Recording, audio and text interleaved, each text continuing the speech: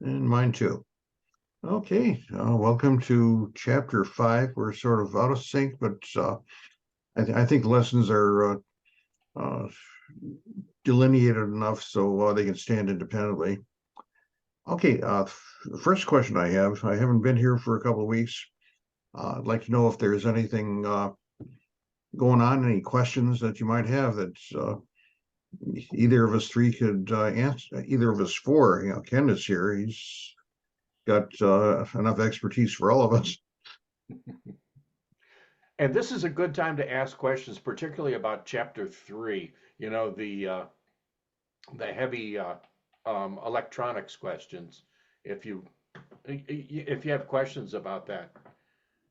Yeah, please do. Please do. We want you to pass the exam. Yeah. That'll get you your learner's permits, and then you can become a ham. That's how we see it, anyway. Yeah, we had another guy at the exams last week who got his technician, and we talked him into taking his general exam, and he passed that too. Ah, Nice. Yeah, so he's now all dressed up and no place to go. So we'll see him at the meeting, I think, and he'll hopefully he'll latch onto an Elmer and get it started. Okay, well, let's see. We're going to do chapter 5, which is mostly radio equipment and stuff. And well, I don't know, from the pools of drool. You ever go to a ham fest and you see pools of drool from all the guys looking at the new equipment, and some of the guys looking at some of the real old stuff, the Army surplus things, stuff like that. Well, the big thing here is you can go to the grocery store in a Volkswagen or a Maserati. And you can get things done with the cheaper equipment, because the price range goes from well, something brand new. They have some of these things that are coming out of India and even China. Some of the really off-brand stuff for a couple of $100. They're very sophisticated, but there's nobody here in the United States who knows how to fix them. So Yeah. that's the thing. And the price goes up to, I've seen some rigs being offered for as much as $12,000. That's, and like I say, you can go to the grocery store with a Maserati, but you can still get things done with the Volkswagen. All right, I'm going to start sharing. A lot of stuff to share, I guess. All right. I'm going to start with this. Slideshow. All right, does anyone, does everyone have this? yes, we can Do see. we see it, do you mean? Yeah, can you Yes. see it? Okay, good. Yes, sir. All right. This is the ultimate in radio. It's a spoof. It's really fake. Somebody grafted stuff onto it, but it's perfect for contesting. Oh, it's perfect for contesting because it's got a really great radio, and it's I'm not sure we're seeing what you think you're showing us. oh no. All right, what are you seeing? My screen, or are you seeing We're the seeing an ICOM 7300. not the 99-900? No. No. Oh my. Okay. Oh, there you go. Aha. That's it. Okay. Yeah, this is it. Let's see if I can get this. I don't need, and this I can just expand. Yeah, I'll do it without. Okay, fine. We're Oh, back we're to the back to the 7300. 7300. Okay, there. There we go. Okay, nice radio. Uh, coffee maker, a microwave, a refrigerator. I don't know if the guy's going to be able to uh, maneuver the dials and stuff with tuna fish or sardine juice on his hands, but anyway, this is the perfect thing. I I had a picture of another full station, which was really nice. It was on a reef in the China Sea, and it was just a platform with a seat for the operator and the radio. Behind him was a generator and a gas tank for it, and he had a vertical antenna. It was, and people were calling him. I guess the ARRL counts that reef as a country or a location, so you can get your DX Century Club contact credit for it. So there's all sorts of stuff in between. Okay, a couple of things first. They start off saying that here you have a radio that makes a carrier. The electrons will go into an antenna, and you have a signal that's just doing nothing. It might be on 7.050 megahertz, and it's not saying anything. The easiest way to say something with it is to turn it on and off. And dit da dit da dit da dit da dit da da da da. There's your Morse code. That's the simplest, and it's called amplitude modulation because you have either a full signal or you have nothing. Full signal, nothing. You're turning on the amplitude or the signal strength and turning it off.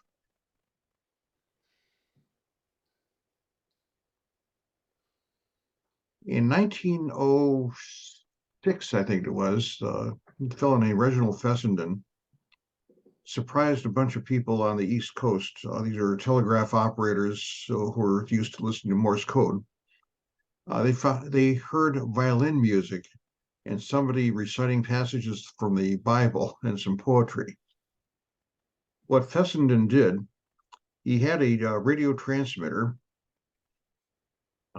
Actually, it was a fairly advanced transmitter for its time. It was based on an alternator, same kind of alternators that we use for our cars to transmit to create the radio signal. He hooked a microphone to this, and by yelling into the microphone, he managed to vary the amplitude of the radio wave going out. That's why he was able to play his violin. And this is the microphone that he used. You can see, I think he was running 250,000 watts or something like that. And these little spikes are actually hose connections because he had to pump water through it so it wouldn't burn out. So here's what he did. He took the carrier. This is a modulating wave. This is the output from the microphone. And he mixed them together. And well, you can see that they're using a regular sine wave. So, like that. But if you actually used voice or music or something of that sort, these would be much smaller and different volumes and all that. So the radio wave would look a lot different. You'd still have the carrier wave. This is the carrier. This is a steady frequency, but you see how it goes up and down and up and down. And our radio circuitry at that time was fairly simple, and we still use that same principle during using our car radios for AM radio stations. You convert the wiggles of the amplitude into something that will wiggle a loudspeaker, and that's how you get the sound. I'm not sure if anyone would recognize this. Your grandpas or great grandpas might have used it. It's called a crystal radio, and this is a crystal, actually, Galena crystal, and a little contactor. and you'd hook a cell phone right there. Not cell phone, headphones right there. And you'd listen to the radio that way. And of course, headphones are also little loudspeakers. So they flap in the same rhythm as this. Okay, any questions on this? All right, going to next one. Okay, we're going to look at that signal that we had. We're looking at this one. We're going to look at it sideways.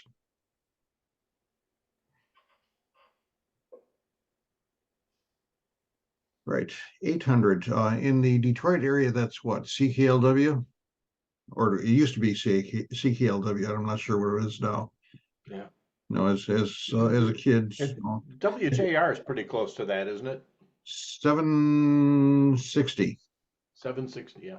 Okay. Yeah. Okay, CKLW was one of the definitive rock stations for the high schoolers back in my day. Anyway, the carrier is at 800 kilohertz, and it's there. It's keeping a place. It's a placeholder, really, on that frequency. What does it say? It doesn't say anything.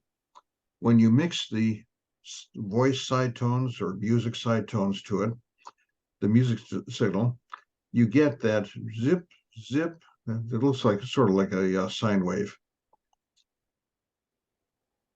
Now, what's going to flip your speaker cones? Just the variations on one side. So if you can electronically remove this and remove this, you're still in pretty good shape. And that's what happened. Electronically, the carrier, which wasn't giving any signal, was suppressed. And one of the sidebands, because both of these sidebands were giving you the same information. And you can see that it adds a little to the frequency, just a little bit, like 3 kilohertz this way, 3 kilohertz this way. So that's the principle of the sidebands. And you see, we have an upper sideband and we have a lower sideband. And for some strange reason, well, I don't know. I was taught one legend, and they say it's wrong. But it was in the way of mixing frequencies. You had a single sideband signal at 9 megahertz. And if you mix it and go positive, like you'd 9 megahertz plus a 5 megahertz signal, that would make it 14. That would make a 20 meter signal. If you did minus 5 megahertz, 9 megahertz minus 5 equals 4 megahertz. That's another ham band. It would put the sideband in the lower sideband. So anything under 7 megahertz is, you use a lower sideband. The radios you buy are already programmed for that. And anything 14 megahertz up is upper sideband. That's for hams. If the military, the airlines, and all that use single sideband signals, they're all upper sideband. And there was a nice article in the QST magazine a few years ago about an airline pilot. I don't know if I'd like to fly with him, but he said when he's going across to Hawaii, he's got some time on his hands. So one of his radios would cover the ham bands, and if he's got an antenna that's 36,000 feet high, he can make some contacts all over the place, and that's what he did. Again, I'd rather have a guy who'd mind his business.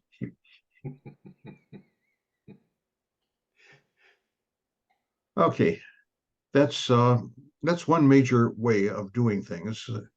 And unfortunately, I just saw something in the news. The automakers wanted to do away with AM radios in their cars because nobody listens. Well, I still listen to news and traffic and stuff like that.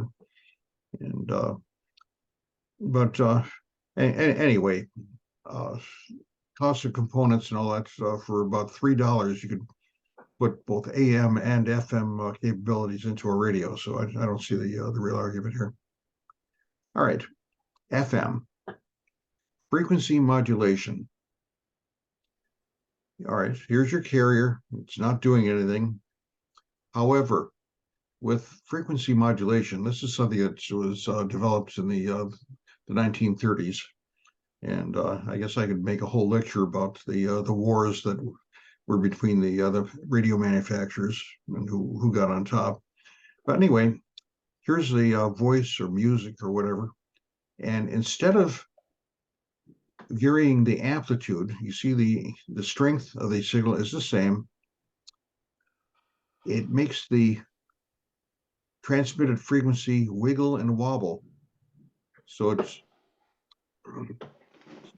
goes quite a ways. On commercial FM, I think you can make it wiggle and wobble up to 75 kilohertz on each side.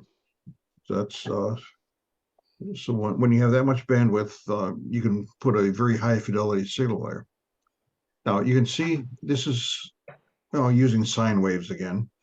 You see the sine wave here, and you can see the variation here. Here's that sine wave, and here's the other part of the sine wave, and there it is. Now, this needs more sophisticated circuitry to decode. They use a circuit called a discriminator to change that into something that'll flop your loudspeakers. A couple of good things about FM is the fact that it resists static. And if you have a chance to listen to, well, AM has static. Every time the lightning strikes within 20 or 30 miles, you hear it.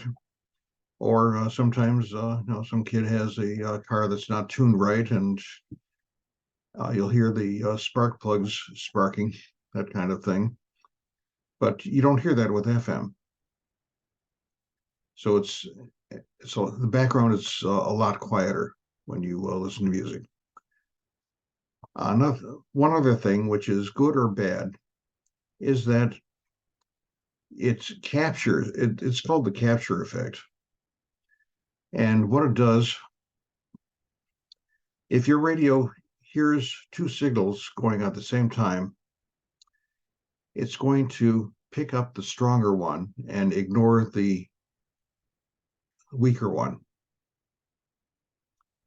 So when you have a chance to listen to one of those emergency management nets that we'll probably play for you sometime, you'll see that if when two guys try to check in at the same time, you'll only hear one signal. Okay, with the protocol we have with VHF, UHF, and above, is that if you're using FM, you're going to use antennas with vertical polarization. And if you're going to use VHF, UHF, and such, they have what they call weak signal modes, which would be single sideband or CW code or some data. And for that, you would use a horizontal type of antenna. And that's just the convention that we've come up with. Any questions so far?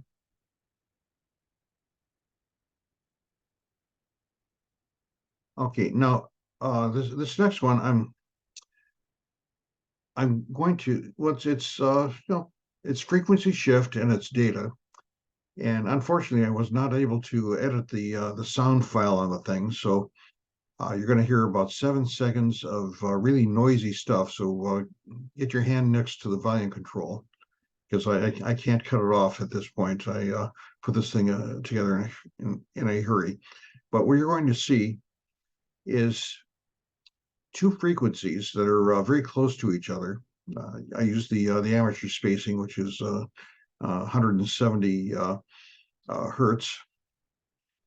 You'll see two lines that are the actual frequencies that are being keyed, and it's diddly diddly diddly diddly, and with those combinations of diddlies come up with letters, and in the old days would cause a machine to typewrite on a paper on a tape. That's why it was called a teletype. So, okay, you ready?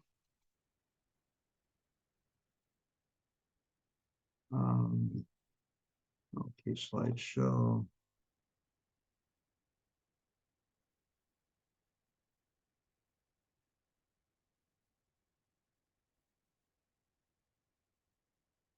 Okay, you can see the two carriers, or you can see the frequency shifting back and forth like that, in different combinations to compose the commands to the typewriter. We don't use mechanical teletypewriters anymore, but it's very popular. Last week, I think there was a teletype contest, and they were all over the 40-meter band that I could hear. And this FM type thing is a little less susceptible to noise, but it's always there. Okay, and this is sort of an intro to different kinds of data techniques. I guess they became extremely popular after someone discovered that the sound card of a computer is sophisticated enough to generate all sorts of signals like this, and to pick up stuff that the human ear cannot. Yeah, up until now, we used to say that code CW, which only takes 150 hertz in width, in bandwidth, was easiest for an operator to listen to. First of all, the signal concentrated all the transmitter's power into this very, very narrow thing instead of a broad push, like a knife edge type thing. But at this point, there are some data forms that will dredge signals out that you can't hear. The computer does the work and finds it. And so, something else, the more sophisticated data modes will actually it'll send and then ask the receiver, hey, did you hear this?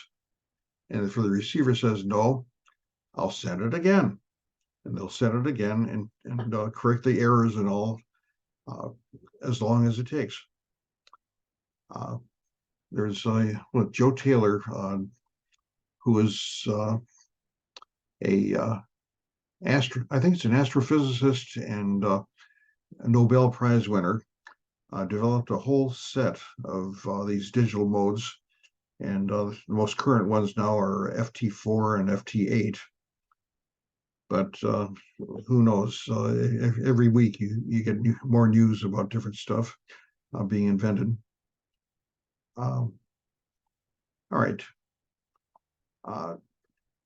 APRS is something that the manual talks about, and it's a way of hooking up your radio to a GPS, and they've come up with a program which will show you the map and show you different stations that are around, and if they're moving, it'll show you the route. I remember a few years ago, one of my friends went down to Miami for vacation, and we watched him on such a map as he went from the motel to the restaurant. Joy.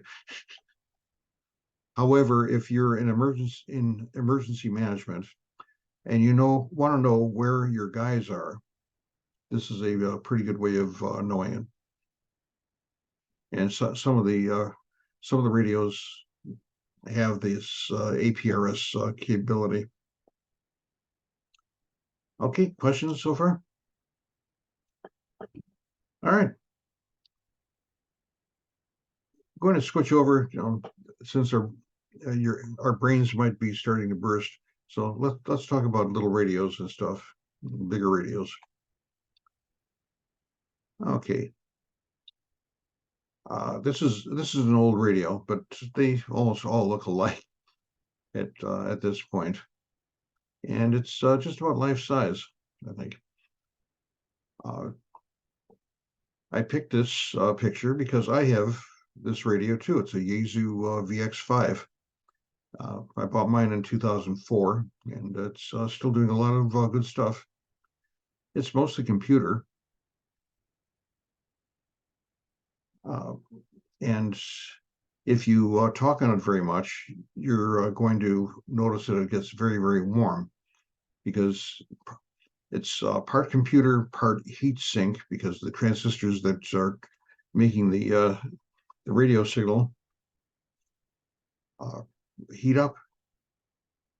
So it's a little heavy for its size. But what it does, this actually has 3 bands, 144, 430, and also 50 megahertz.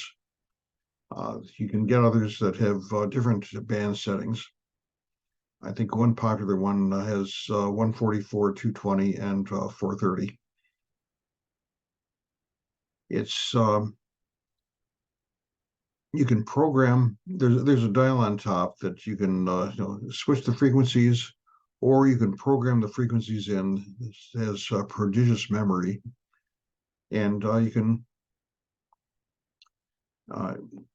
can program it for repeaters or for simplex frequencies. Okay, any questions on that before I go deeper in? Now, I'm an old-fashioned guy, and I like radios with all sorts of little knobs and stuff. You're not So going to. Jerry, this one is over 15 years old and still going strong. Oh yeah, Okay. have not changed the battery yet, Oh, and well, it's it's gotten different versions. I think it's there's the VX5, VX6. I think it's a VX7. They run about 5 watts, which is standard. No, some of the Baofengs will do 7 watts. I think. I have a 10-watt. Okay. All right, so you get a hotter hand then. But it also will pick up FM radio. It's just one little speaker, so you're not going to get stereo out of it. It'll pick up the aircraft band. I remember while I was waiting to pick someone up over at the airport, I went on the airport frequencies. I heard planes talking to the control tower. They use AM radio for that, for some strange reason. And it also goes down to, I think it's around 7 megahertz AM broadcast. It's only AM. You can't pick up single sideband or anything, but I could listen to, Voice of America or WWV time signals or something of that sort, if you want. Of course, Rubber Ducky is not a very good antenna for HF reception. Okay, questions on this? All of these radios have very steep learning curves. You have to sit down and read the manual, which is I'm not much for that. I like to just get my hands on it and start punching buttons or turning dials. And the other thing is that you have menus. This thing has 40 or 50 different menus of different things you can set on this. Now the frequency, you can set the PL tone. I think we talked about that. Private line tone or CTCSS tones that will allow you to get into a repeater. And you can even lock it, so if the kids start playing, they won't be able to transmit.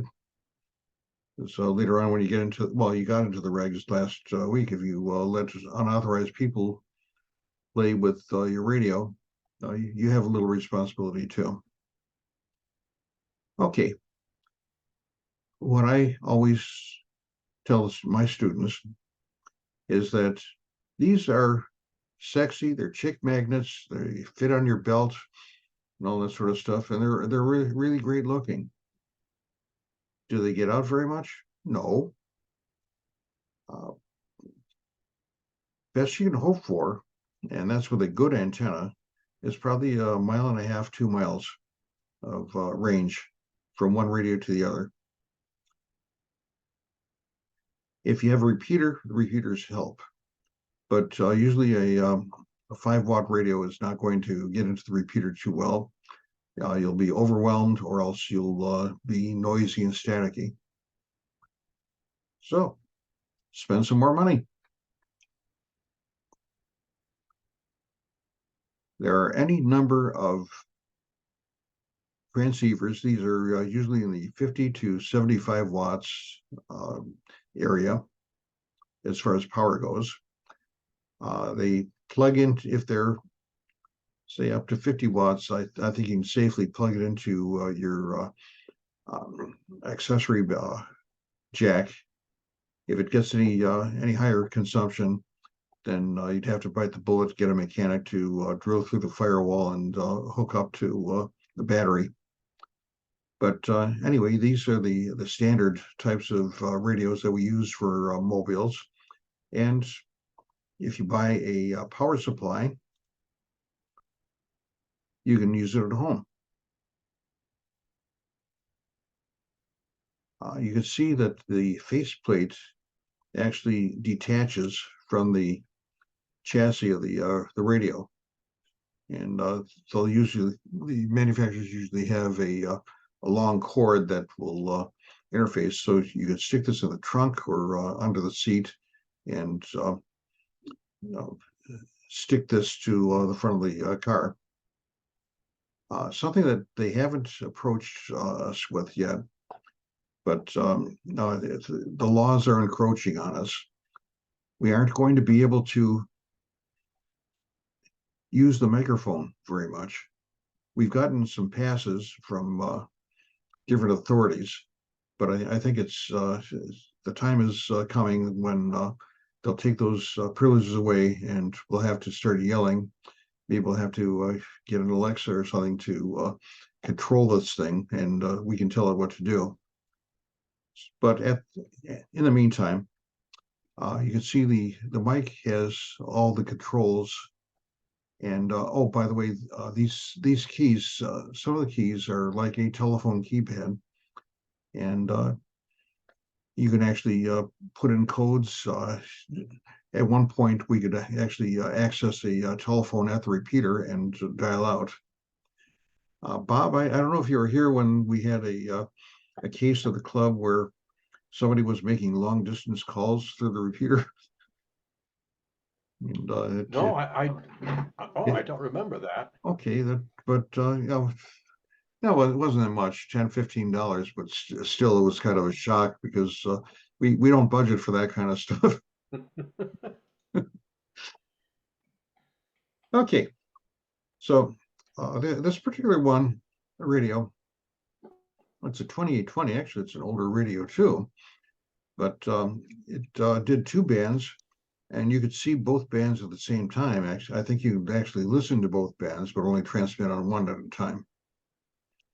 And in Oakland County, we had all the hospitals equipped with the 2820s with a D-Star type of digital mode on it. I am extremely prejudiced on all these D-Stars and is it Fission or whatever Fusion. Fusion, not Fusion, not Fission. Yeah, Fission's more powerful anyway. But anyway, ICOM was pushing D-Star. I think it was Yaesu's, was it Yaesu or ICOM who was doing Fusion? But you could only use it with their radio, and you had to go through all sorts of gyrations. I think there are some electronic conversion things on the marketplace where you could teach an ICOM to speak Fusion or something of that sort. But to me, the smoke hasn't settled, and if you're going to use something for, say, emergency communications, I'd say don't do it. Just go to regular analog and play with that. All these radios will do analog as well as some of the digital stuff. Okay, power supplies. Two kinds of power supplies. Switching power supply is the newest. It uses high frequency transistors to make a high frequency AC, which means that the transformers can be much lighter and much smaller. So my old power supply was something like 15 pounds because it's a humongous transformer. And the one I'm using right now is less than 3 pounds. And does 30 amps. I suggest, even though your mobile is going to consume around 12 amps or so for a 50-watt radio, you should get this one because you can also power your HF transmitter when you finally get it. And the price difference between a small power supply and a big power supply is not that big. I took a picture of MFJ, but I don't know. I've been hearing so many complaints about the manufacturing quality of the MFJ. There's a company in suburb of Cincinnati, RNL Corporation, and they sometimes have deals where they'll sell you a transceiver and a power supply, and they seem to have a fairly good quality power supply. But you'll get a lot of my prejudices and stuff like that when I send you at the end of the course. I'll send you this whatever young ham should know email.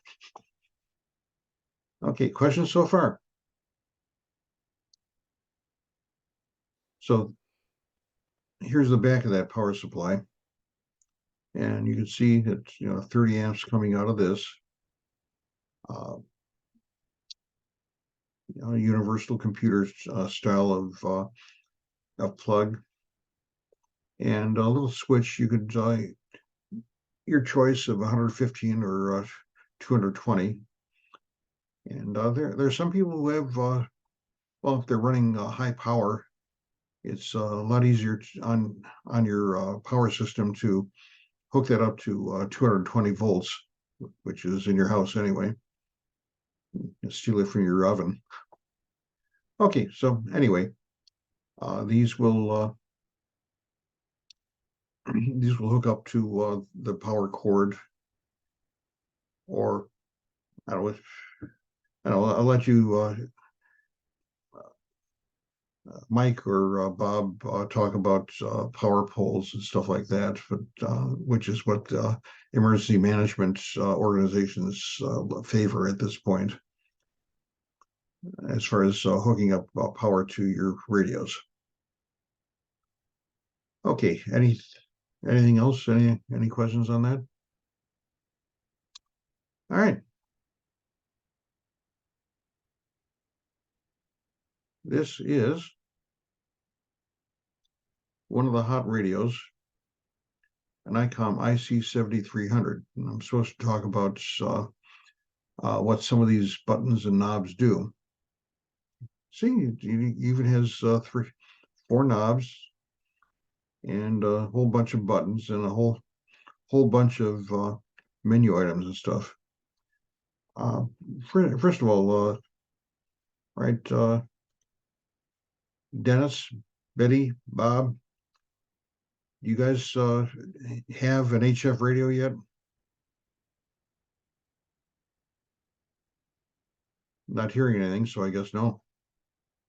Oh, you guys will have to unmute yourself. Yeah, I'm muted. I can't see myself, but I got one of these. Okay, all right, that's a nice HG. What brand is that? Yaesu. It's the Yaesu FT60. Yeah, that's a good stalwart thing. It's very dependable. It's been around for a while. And I listen to aircraft frequencies on this thing too. Mm-hmm. That's yeah, one nice thing they throw in. Yep. You can't transmit on it, but at least you can receive. Right. Right. I can only transmit on just 144 to 148 and 430 to 450. Right. Yeah.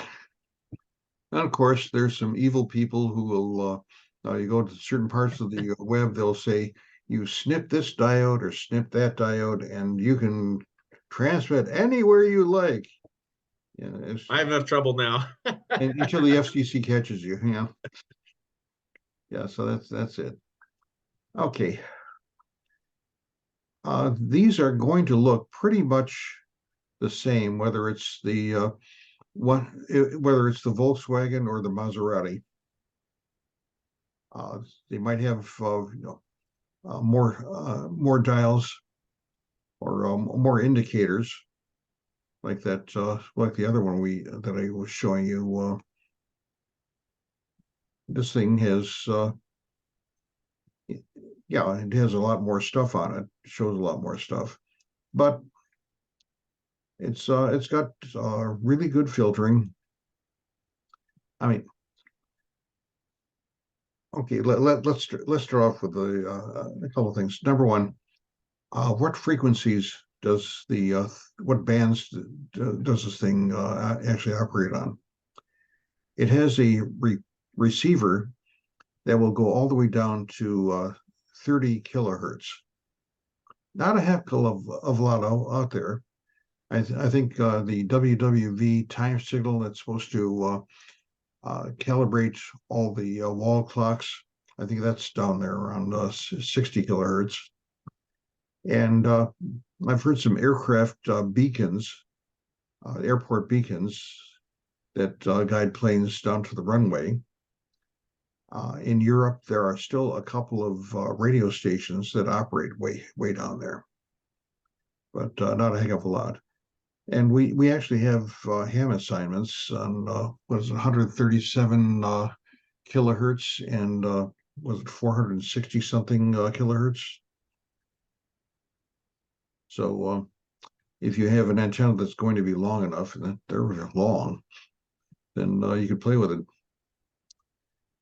Then it's so from 30 kilohertz all the way up to 30 megahertz. And some of them, like, well, so this one actually does 6 meters. So I think it'll take you all the way up to 70 megahertz.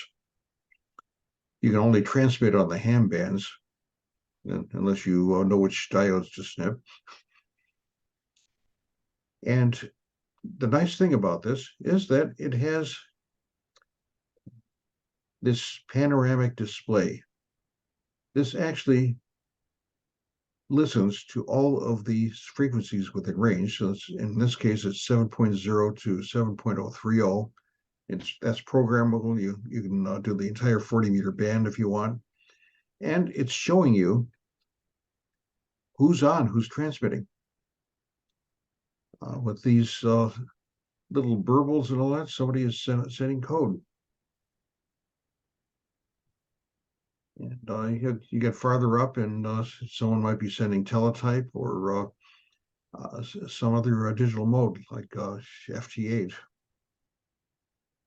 So you don't have to keep swinging the dial around. You can just, well, in this case, you can actually punch right here with your finger, and the radio will go to that frequency. So that's one nice thing about it.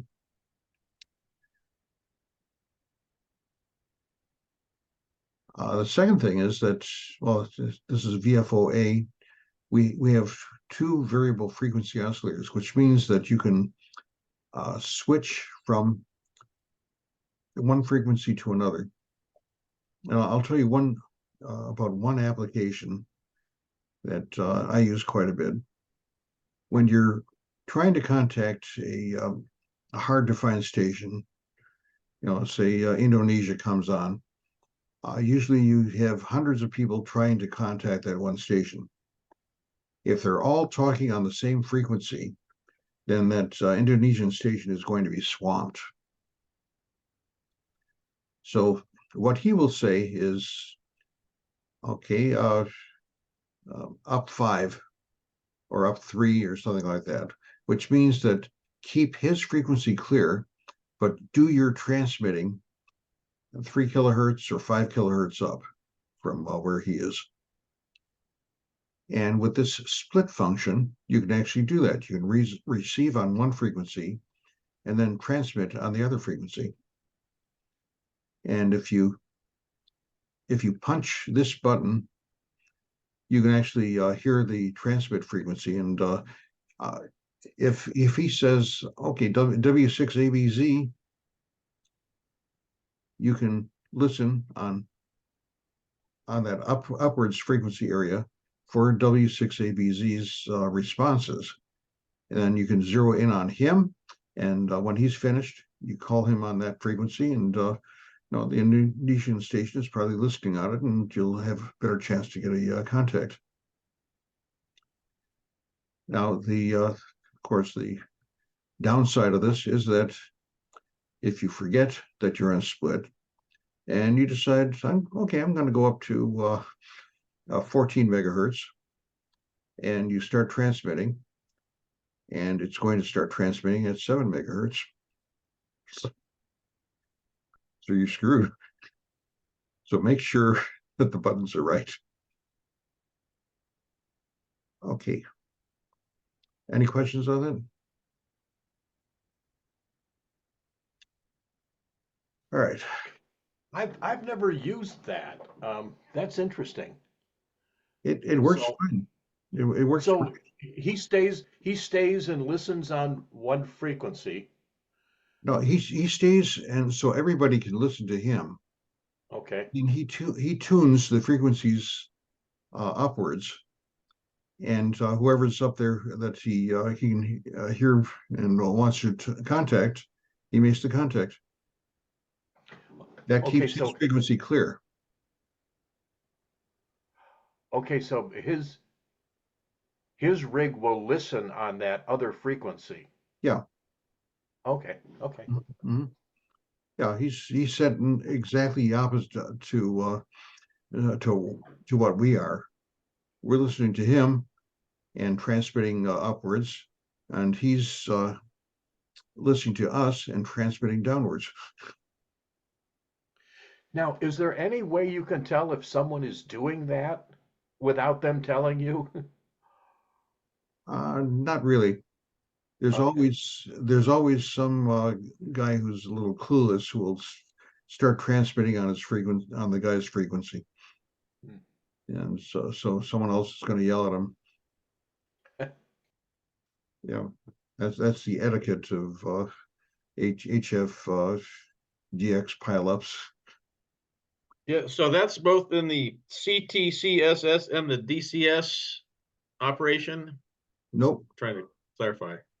Okay, CTCSS and let's see, CTCSS is the subtone that's on your FT60, Okay. and that's the tone that will tell the repeater to listen to you. Okay. Re- So I yeah, was getting confused with that because I'm trying to get this out of this radio, and the manuals are not really written very well. Well, all I can say is YouTube usually has a lot of good stuff on it, and you can also look at cheat sheets, which are both available online, and I think they're plastic laminates that are handy to put in the car or in your pocket while you're using it, and tells you which buttons to push. Bob's showing us the cheat sheet for which your 991. 991, yes. Yeah. Yeah. Mhm. And yeah, they're handy because these things can do so much more than we can imagine. But of course, sometimes it's too much more. Yeah, I always say it's kind of humbling to know that my radio is smarter than I am. Yeah. Well, I still think of little Dennis the Menace, and he's telling his mother, "I oiled the piano, and nobody even told me to do it."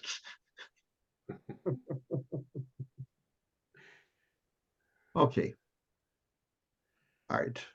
Two knobs here, outer knob and inner knob. The inner knob is actually volume going to the loudspeaker that's built in on top of the radio. The outer knob is actually an adjustment of the sensitivity of the radio. And sometimes there's either a lot of static or a lot of strong stations on it, so you don't need it to be so sensitive. And if you push that outer ring up far enough, it too has a squelch. Now, is everyone clear on what squelch does? Okay, because it doesn't work as well on HF as it does on VHF, UHF. But it's very tiresome listening to a lot of the static on the FM radios. So it's good to have your squelch set to silence. So the fact it sounds like you're a cop. Glamorous. All right. So you'll have questions. The ability to pick up weak signals is called sensitivity, and the ability to separate signals out is called selectivity. There are two knobs here which will filter out anyone who is, well, you can see right here, you have two signals that are very, very close to each other. And the radio has the ability to electronically zap out one of the stations so you can hear the other guy. That's passband tuning, or if or you can use a notch, which does about the same kind of thing. It sort of phases out the interfering signal for you. There is a noise blanker, which takes static and kind of zaps it out, so you don't hear all the automobile static or static from the power line, that type of thing. And that's a common feature with all these radios. So noise reduction is, I don't know, it increases the fidelity, it seems. It's related to the noise blanker, but not quite. And I think this might be something that's just ICOM. I don't know, Bob, do you have a noise reduction button on your radio? Bob? Oh.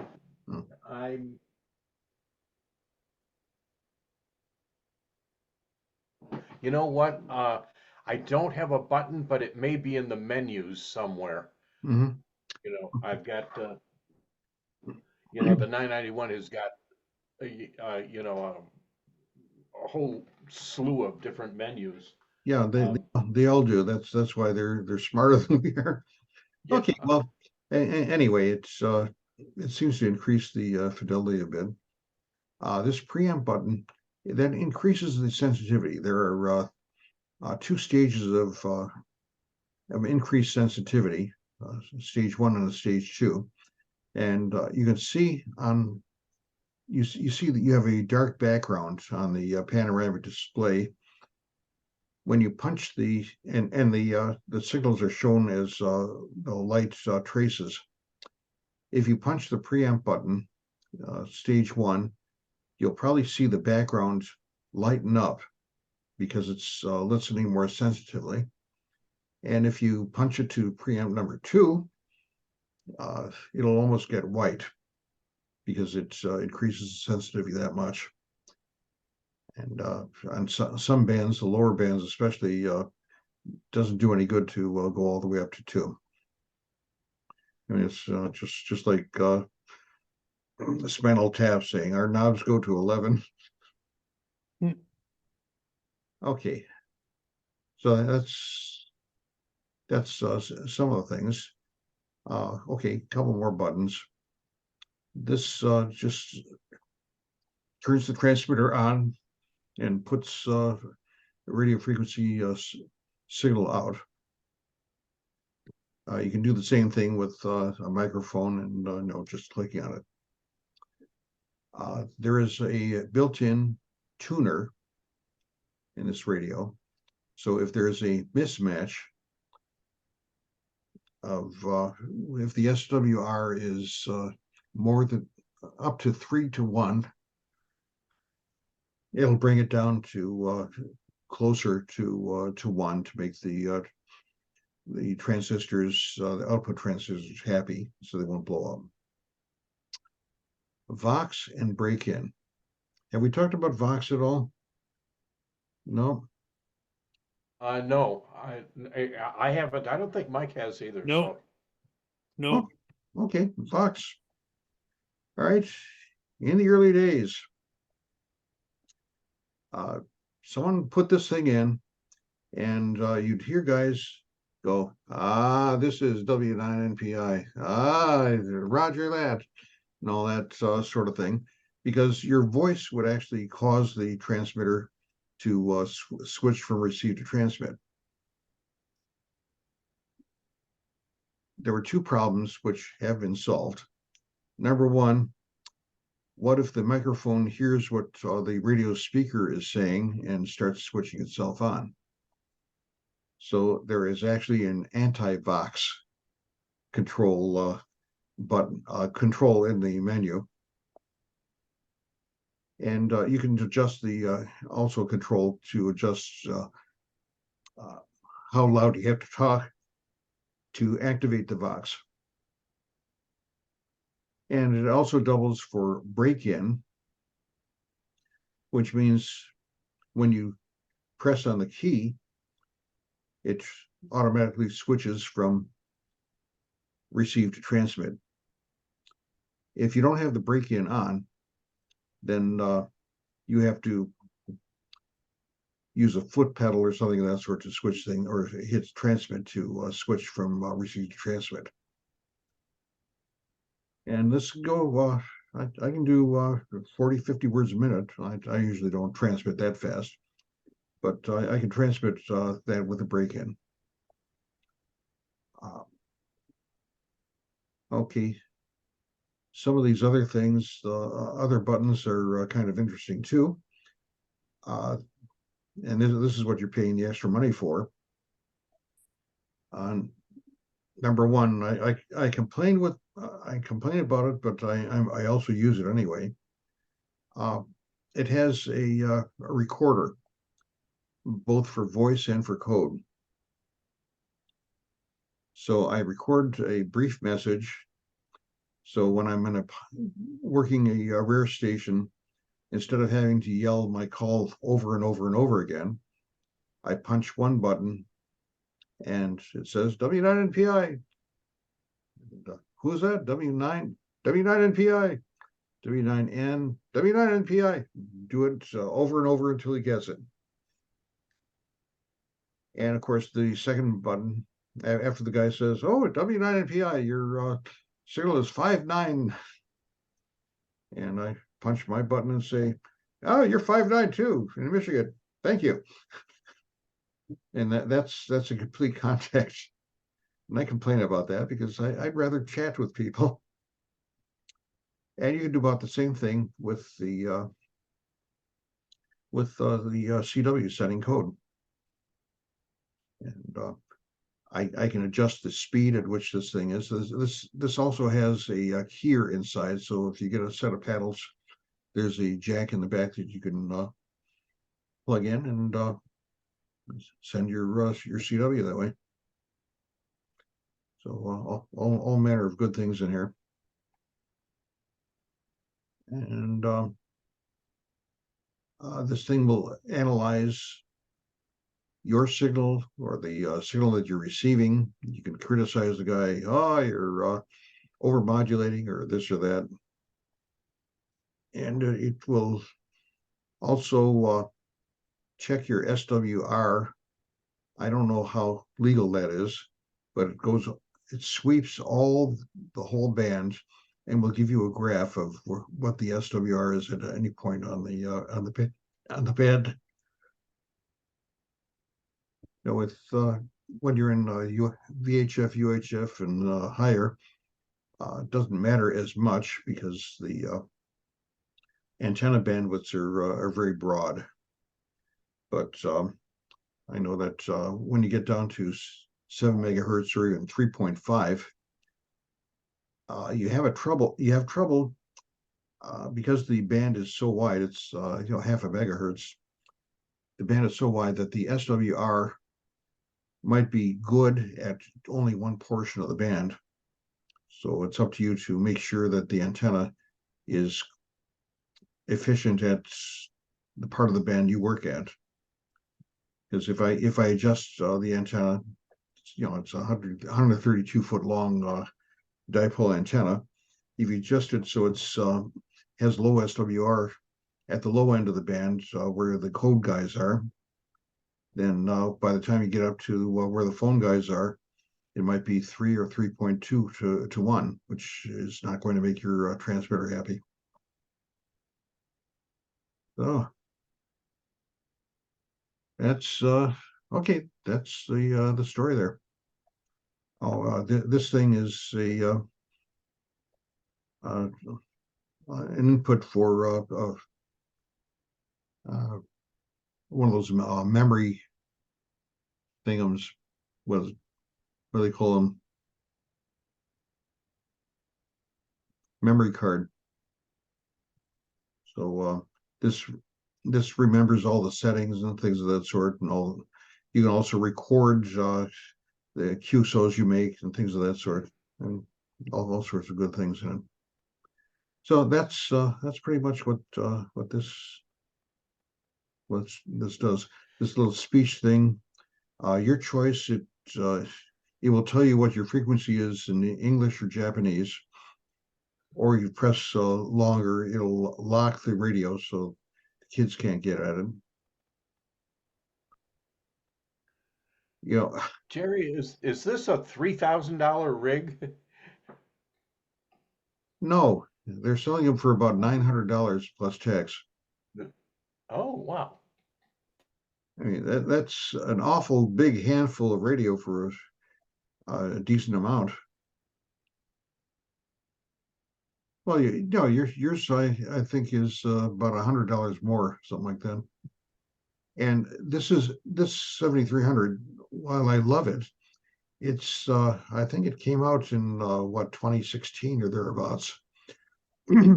So the competition has set up, and they're producing stuff that is equal to or better than in just about the same price class. And actually they're about 1,200. I have one. Mm-hmm. Well, It's about a year old. did they at least send you a free cap? They didn't send me anything free. Jeez, who did you deal with over there? What company? DX Engineering. Huh? They sent me a sticker that said DX Engineering. Not even a t-shirt that said I went to DX Engineering and all I got was this lousy t-shirt. No, Okay, I'd have been happy with the t-shirt. yeah. Okay, but anyway, you're pretty happy with this radio, aren't you? I am mega happy. And I have its counterpart. I have the 9700 also. That's the VHF UHF one. Yeah. Yep. It's BH 4 meter, 70 centimeter, and 12 centimeter. No, 23 centimeters. Sorry, 23 centimeter. You said 4 meters? Are you a limey by? 2 meter, 2 meter, Okay. 70 centimeter, Oh, 2 meter. Okay. 23 centimeter. Because I know. I don't know what I originally said, Oh, okay. but that's what it is. Okay. No, I'm saying that six. Well, we have this thing goes up to 6 meters. Goes up to Yeah. 54 Yeah, megahertz. this one, yeah. And the European version, they don't. I don't think they have 6 meters. They have something in the 70 megahertz range. So I think that's called 4 meters. That's why I asked. Oh, gotcha. So this is very versatile. But again, this is old. Old is not necessarily bad. And so there you go. And let's see. Last week, in the space of 1 hour, I talked to Italy, Spain, Canary Islands, Caribbean, and New Zealand. So it delivers. Well, my antenna delivers too. It's a beam. Okay, here's the back of it, which don't need too much. Here's the coaxial cable. Very, very funny angle to see this thing. Doesn't look like a SO239. That's a power plug. I haven't had need to use this accessory jack yet. They furnish a plug that you could wire up for foot switch and things of that sort. This is, you might see this as on printers. It's a port. You can hook that up directly to your computer, and there are several programs, some of them are free, that will interface your transceiver to the computer. And actually, I'm using a program called Ham Radio Deluxe, which does an awful lot of good stuff. If I want to spend an extra $500, I could even hook Ham Radio Deluxe up to the antenna rotator. As it is, all I have to do is click on a station if it's listed. It'll look it up, find out where the antenna heading is, and point the antenna for me. And I suppose I could have it push the button and talk too. So what am I there for? Okay, so this is the key jack. This thing will hook up to an automatic antenna tuner. And quite a few brands will interface with this thing because the internal antenna tuner only does up to 3 to 1. If you want to take the risk of inefficiency, you can get an LDG antenna tuner that will give you up to 10 to 1 SWR. So you'll use even more inefficient antennas. So that's that on that. Okay. I'm going to get out of this and screen sharing is okay. All right. So I don't know. I've dazzled everybody. I haven't looked at the chats. Odd splits.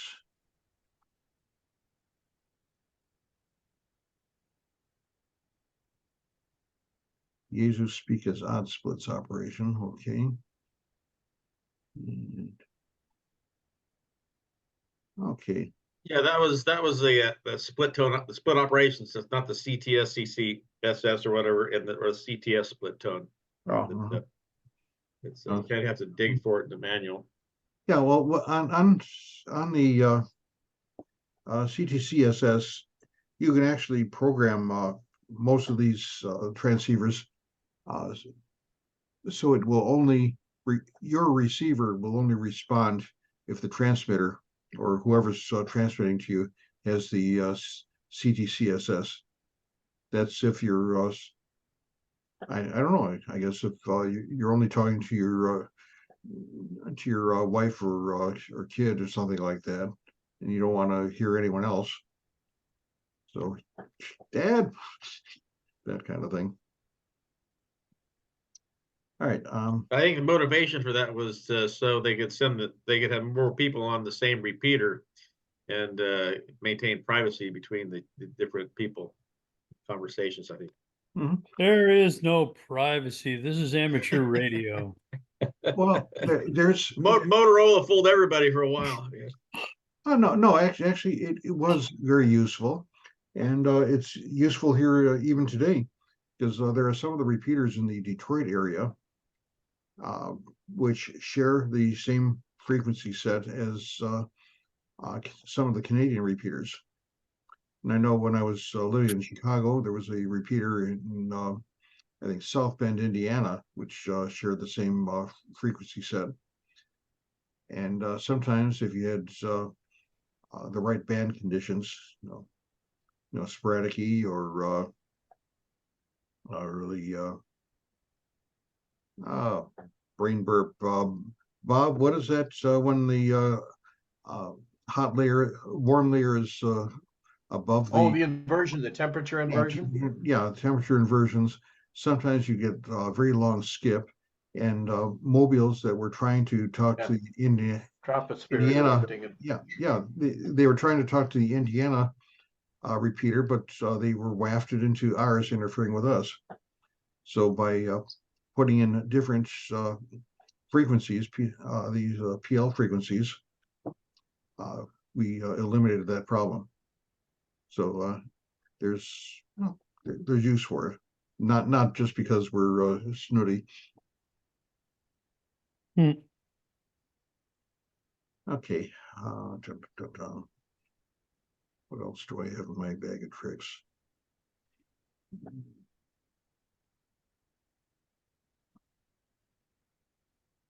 To get out of that again and find something else.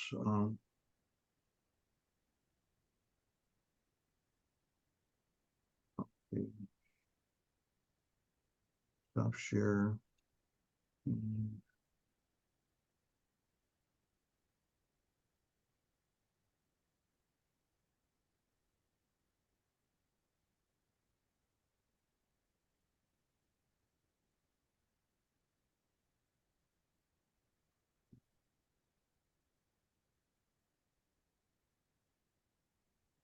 I'm screen sharing. I'm not sure whether I'm got this. Everyone see this band and frequency selection? Yes. Yes. Okay. Let's see, where am I? Slide one. I'm not sure. This is all pretty much the stuff that we were talking about. Transmitter controls, functions. Yeah, there on my screen of the 7300, I can get a little keypad there, and I can punch in frequencies I want or select the bands I want. Every once in a while, I'll, if I'm sick and tired of listening to 40 meter CW, I'll just punch in somewhere in the 9 megahertz band and start listening to some good old thunder and fire and brimstone sermons and stuff like that, or anti-US stuff from Radio Habana, Cuba. All sorts of interesting stuff that you can listen to. That's one of the beauties of having a wide range receiver like that, and it is pretty sensitive. Store information. All right, let me get, oh, okay. Microphones and keys.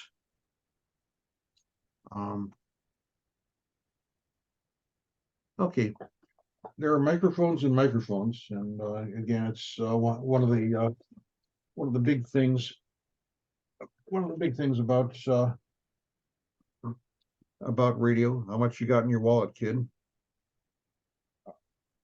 The microphone that came with my ICOM 7300 is actually a very decent microphone. But you want to get a little fancier, spend a few $100s on something like this by Heil Industries. Bob Heil has been making microphones and headsets for a long time, and he's got it down to an art, not just a science. So here you go.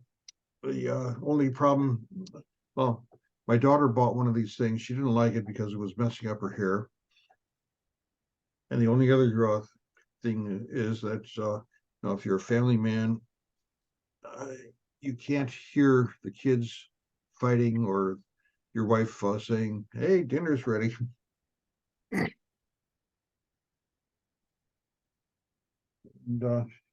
And when you're buying a microphone or a headset, you have to make sure that it agrees with your radio, because the ICOM has a special microphone requirements, and just any old microphone won't do. It has to do with using an electret element, which needs a separate voltage out of the microphone terminal or microphone jack. Okay. They have desk mics, studio, preamp desk mics. If you're an old CB guy, you'd probably know about those things. And D104s. You know, I have a couple of D104s, and I was very disappointed that I couldn't use it on the Yaesu. It just doesn't have the right kind of microphone. And the speaker mics, you find those with the HTs a lot. And something that worried me for a while, I think it started with the police departments. They would put antennas, little rubber duckies on the speaker mic. So you'd have that speaking in front of your face with the antenna right aimed right at your forehead. And I don't know if you're microwaving your brain or what.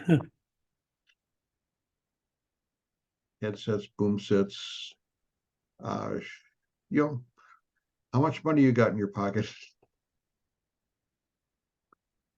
Internal mics, well, the most of the HTs have internal mics, and some of them are so darn cheap. But I know that what was it, that the cheaper they are, you know, they take shortcuts, and the emissions purity isn't really that great. Was it last year or the year before, the ARRL had a booth set up where they would take your Baofeng or Wujian or whatever, and they transmit, and so they'd analyze what's coming out of the radio, and sometimes they found that there were spurious emissions on frequencies that you're not supposed to be on, and the FCC would be very interested, not just on you, but on the manufacturer of this or whoever sells these things, because they're violating FCC regulations. Well, that's one reason to buy a better radio. Although, you know, again, you're trying to be nice to your wallet. Speak across the mic, not into the mic. Okay.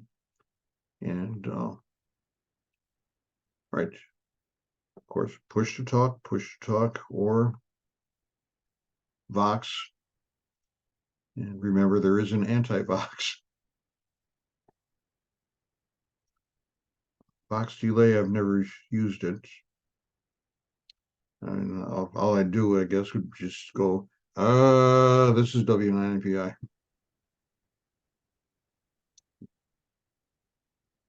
Okay. Now, with some of the radios, you can either use a straight key or an automatic keyer with paddles,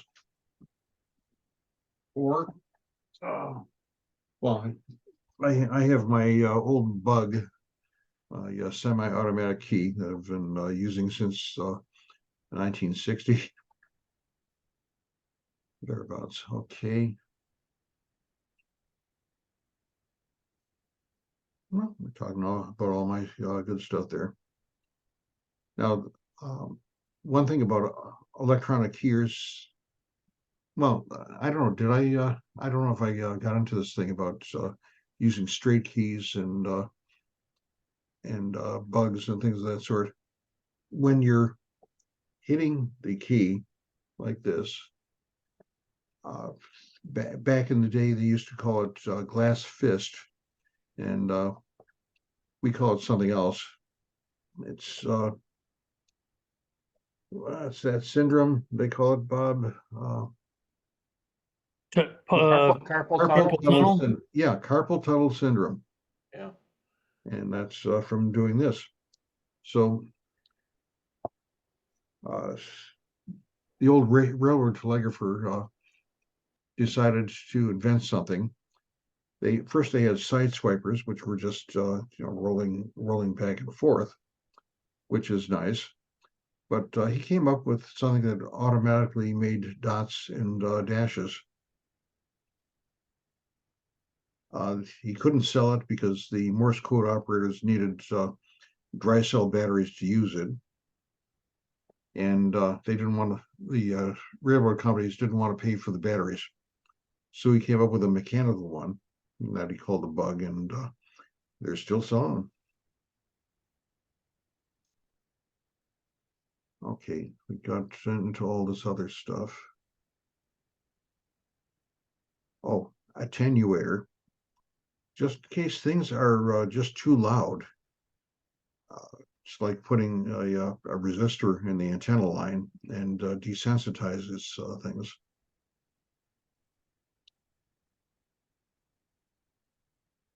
Oh, one other thing that's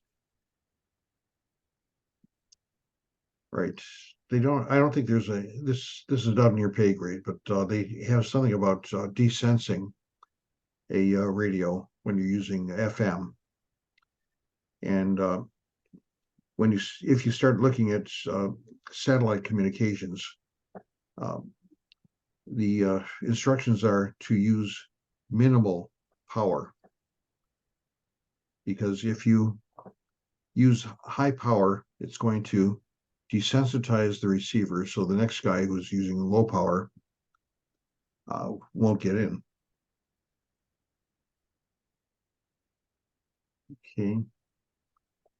Receive intercommittal tuning, that's you can still keep the radio on set on the dial, but you can jack it up or down a few kilohertz by using this receive intercommittal tuning.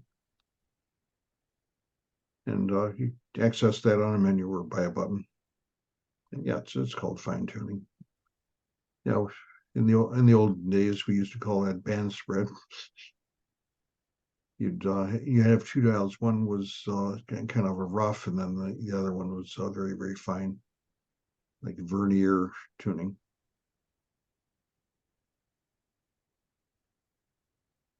Transmitted frequency standby.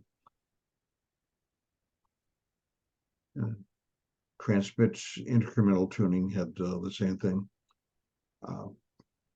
You probably don't have to do that since you have that split operation. Okay, automatic gain control. If you have a strong signal and followed by a weak signal or alternating and such, this tries to keep your volume at your receiver at the same level. So a strong signal is not going to blast the speaker, and the weak signal is not going to be incomprehensible.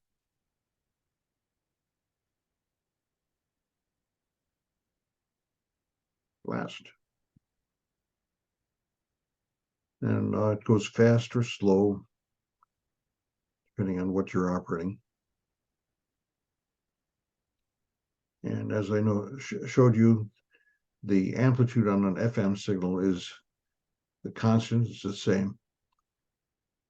Now, one of the things I didn't talk about was the fact that your radio is designed actually more for sideband and AM, or sideband and CW, which means the amplitude is not going to be constant. It's going to go up and down so you can run more power. If you're going to use FM, the power is going to be the same. And a lot of radio manufacturers tell you, if you're going to use FM or digital communications, turn the power down. Like I think I have instructions on the 7300 to use 30 watts instead of 100 watts. And that'll keep the transistors and the transceiver happy. Okay, squelch we've heard about.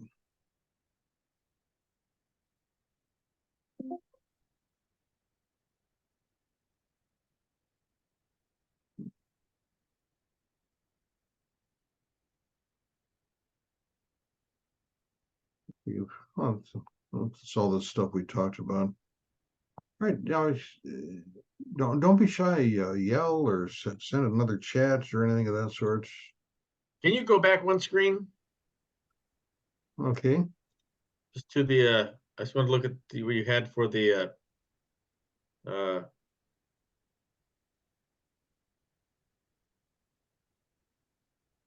Which One more. Yeah, squelch. Okay. All right. usually there's a little button on the side of the radio, right underneath the transmit button, that will open the squelch for you. Yeah, I got that. But there was some. I thought I saw something I didn't see there. Sorry about that. No, that's what we're here for. I thought there was some little iota of goodies of goodness there I might have missed there. Mhm. Okay, well, you'll find it eventually, if you're going to be operating enough. Okay, digital signal processing function to remove noise from a signal. That was the one of the revolutionary things in recent years, when they found that the computer sound card can process audio so much more efficiently than the stuff we were using. Now we had tuned circuits with toroid tuners that we'd get from some kind of industrial surplus, with capacitors, and and they weren't very good anyway, but the sound cards do so much more. So those of us who drool, like I have a particular affinity to a radio called the Collins 51J3, which was an all-band radio. It weighed about 75 pounds, and it was one of the best receivers made by the Collins Radio Company for amateur in the Army. And now these little rice boxes will run rings around them as far as sensitivity, selectivity, features, things of that sort. So, no, what do they say? You can't go home again. Okay, I showed a preamplifier.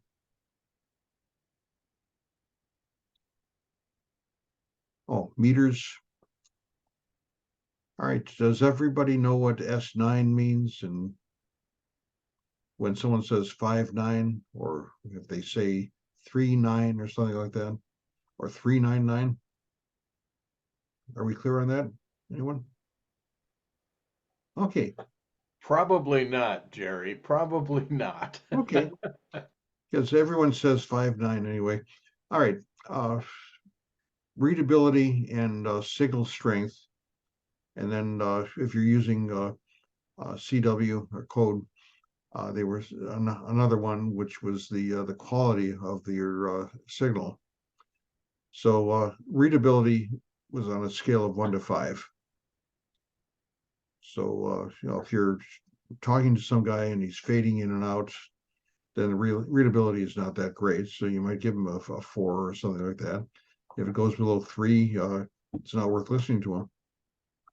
Then the second scale from 0 to 9 is the signal strength. And your radio, even the FM HTs have some kind of strength indicator, but we don't use the 5.9 system there. But anyway, there is a scale above 9, and that's decibels or dB above 9. Like my radio will go something like 30 dB above S9. So if you say, "Oh, you're 30 over 9," you're great. And then the signal quality. No, sometimes a signal will chirp, which means you have a problem with the circuitry. I had to buy the 7300 because the old radio I had started chirping, and the parts to repair it were not available. It was an orphan radio again. So I don't think you're going to get into that for a while. So anyway, when someone would say you're 5 and 9, means perfect reception and perfect strength. So if you're talking to a long distance station or a contest or something that's and they see you're 5.9, it's just a convention. They don't really mean it. Yeah, and where those do really get meant are on nets, on repeater crawls and things like that, where we actually care about whether the signal's good or bad. Can I actually reach Southgate from Warren? And is my signal good? Mm-hmm. So there's a Friday night repeater crawl that I pretty regularly do that Wayne County Air PSC puts on. It's a lot of fun. It's really great for helping you to tune your antennas and make sure that your rig is working really well. And so that's where we really pay attention to and really do give true, accurate signal reports. So if you're on one of those, please don't just say 5.9. Okay. Because you're not doing anybody any good. Right. And I don't know, when I was very active on FM, we wouldn't say 5.9, we'd say full quieting. Yes. And there were some guys who would talk about, I can hear the bacon grease sputtering. And usually for someone who's got a weak signal or someone who's trying to check into the net with an HT, which isn't going to grab the repeater's receiver as well as a mobile. Okay. Yeah, here it is.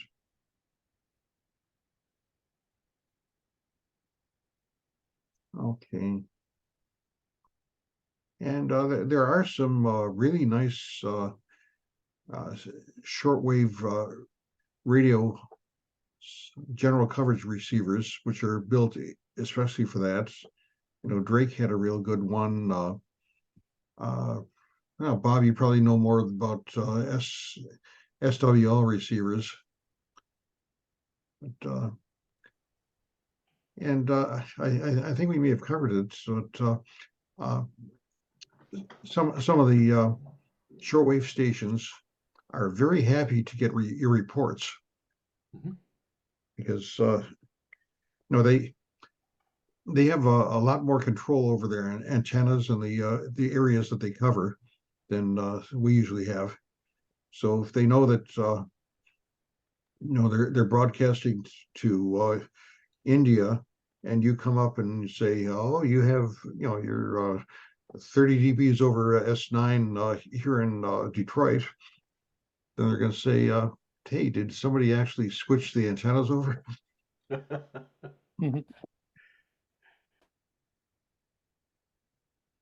Data modes.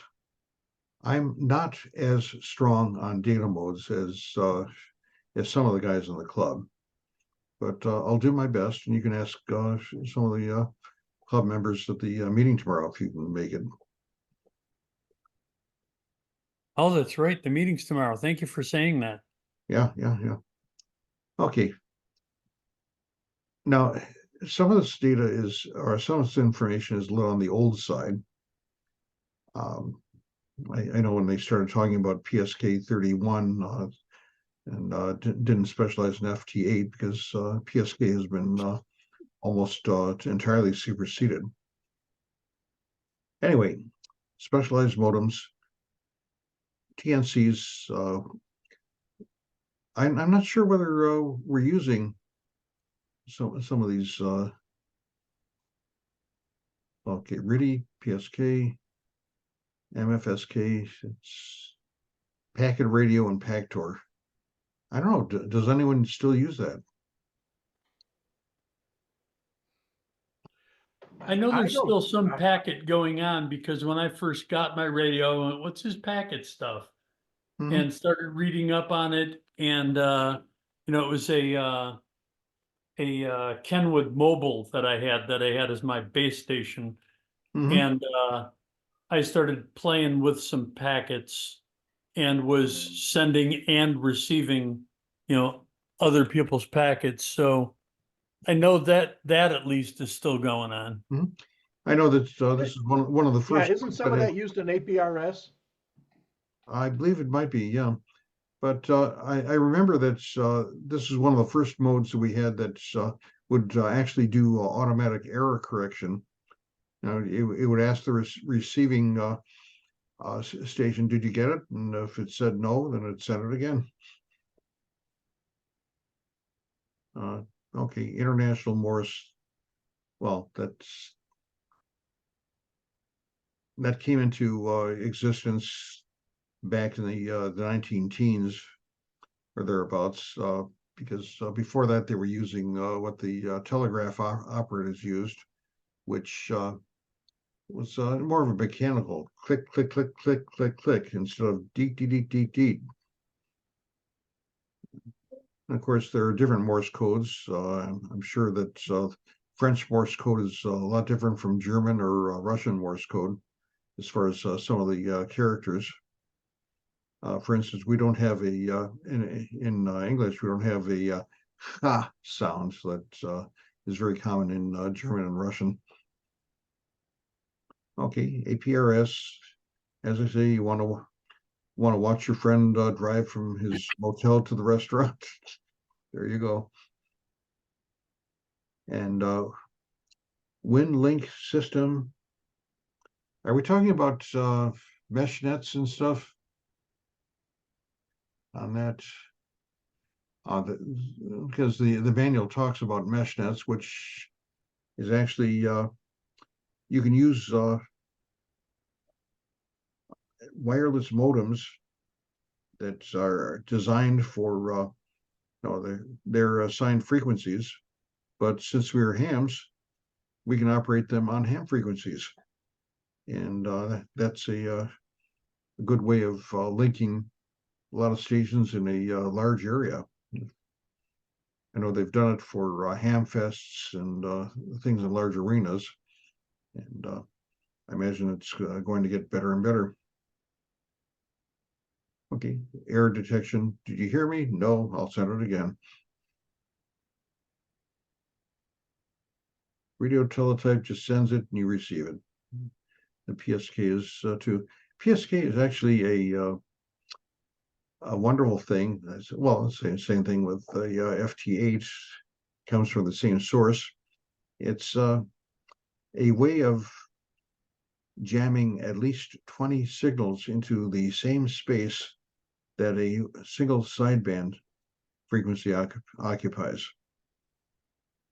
So it's and takes less power to send it. It's slower, of course, than talking or even sending CW.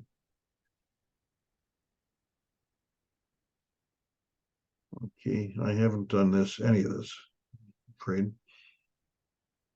Okay. If you look at a radiogram, which I think there's a form in the license manual, it has a checksum, which is a sort of monitor of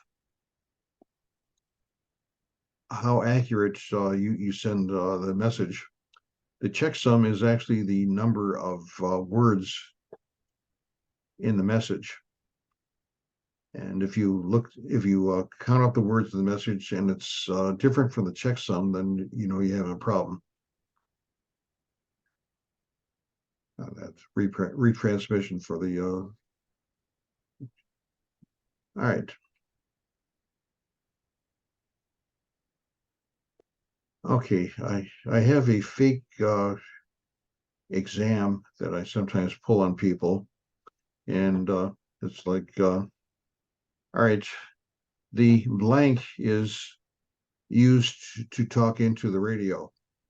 You know, it says the power plug or things like, or the antenna connectors, that kind of thing.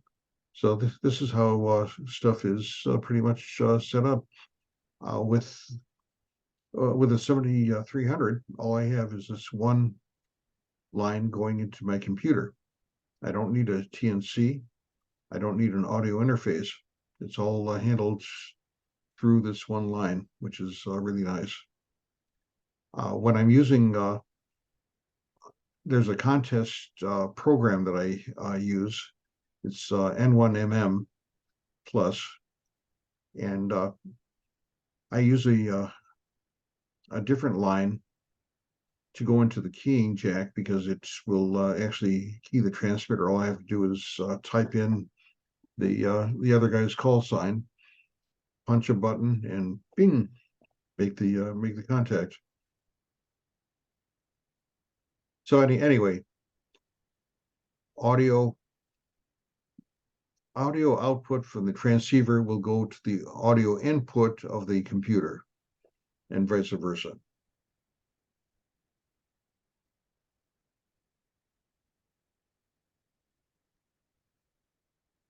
Okay, WinLink. That sounds very much like okay. You go into the internet, and again, if you're doing emergency operations, you're not going to look at internet connections because they may be damaged.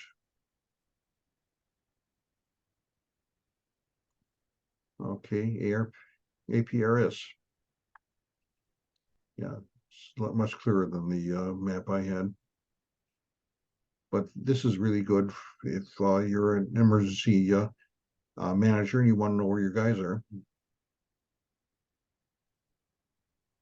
All right. I talked enough. You talk.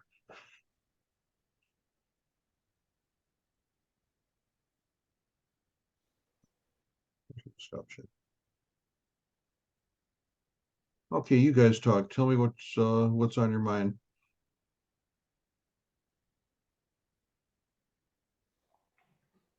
Yeah, this is a great time to ask about any other areas that you're not clear on, Yeah. or ask for elaboration of concepts you're fuzzy on.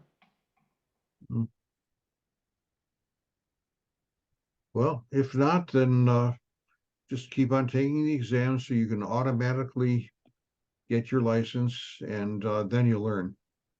Because there are so many things that you're going to want to try.